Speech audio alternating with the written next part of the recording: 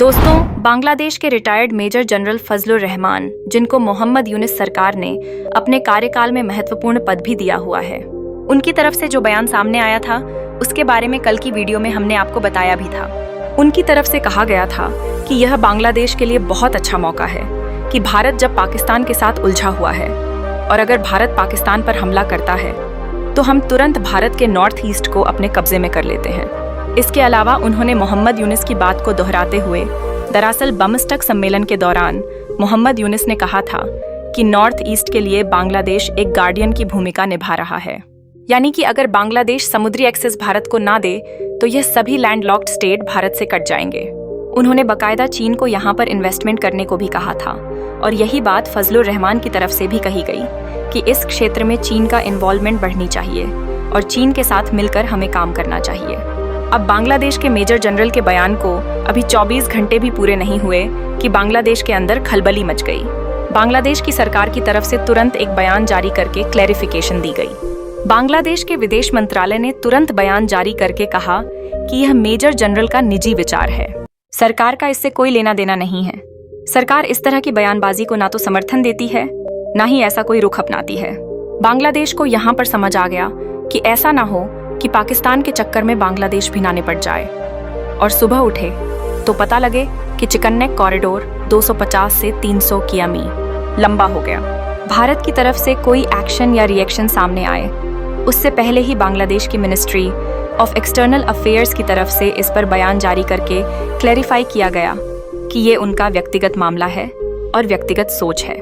उसका समर्थन बांग्लादेश की सरकार बिल्कुल भी नहीं करती।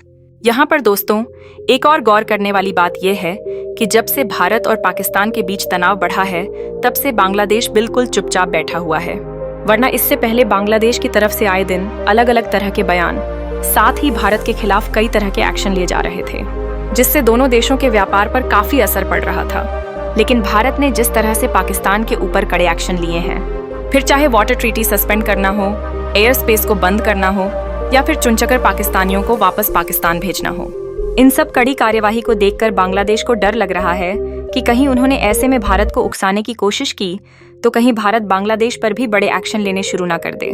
इसके अलावा अब बांग्लादेश को एक और बड़ा डर सता रहा है कि अगले साल भारत और बांग्लादेश के बीच गंगा वाटर ट्रीटी का रिन्यूअल होगा। हाल ही में भारत ने पाकिस्तान के साथ इंडस वाटर ट्रीटी यानी सिंधु जल संधि को रोकने का फैसला लिया। इस पर बांग्लादेश के जाने माने जल विज्ञानी प्रोफेसर अनुमान निषाद ने चिंता जताई है। उन्होंने कहा है कि अगर भारत अपने पड़ोसियों से रिश्ते बिगड़ने पर पानी को रोक सकता है तो फिर बांग्लादेश को भी सतर्क हो जाना चाहिए। आपको बता दें कि भारत और बांग्लादेश के बीच 1994 से गंगा जल समझौता हुआ था। इस समझौते के तहत भारत बांग्लादेश को सूखे मौसम में भी तय मात्रा में गंगा का पानी देता है। यह समझौता 30 साल का है और इसे 2026 में फिर से रिन्यू करना है। प्रोफेसर निषाद का कहना है कि अगर भारत ने सिंधु जल संधि को रोक दिया है तो फिर बांग्लादेश में यह सवाल उठ सकता है कि क्या भारत गंगा समझौते पर भी कायम रहेगा। जून 2024 में बांग्लादेश की प्रधानमंत्री शेख हसीना भारत आई थी और उस वक्त गंगा जल समझौते का मुद्दा भी उठा था। लेकिन जुलाई अगस्त में बांग्लादेश में बड़े राजनीतिक बदलाव हुए और अब वहां प्रोफेसर मोहम्मद यूनिस की अगुवाई में अंतरिम सरकार चल रही है।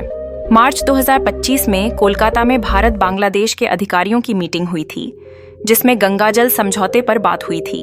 बांग्लादेश की टीम ने फर्क का जाकर निरीक्षण भी किया। प्रोफेसर निषाद ने यह भी कहा है कि अब बांग्लादेश चीन को भी तीस्ता नदी के प्रबंधन में शामिल कर रहा है। इससे साफ है कि बांग्लादेश और भारत के रिश्ते थोड़े तनाव में हैं। इतना ही नहीं, बांग्लादेश अब पाकिस्तान के साथ भी अपने रिश्ते सुधार रहा है।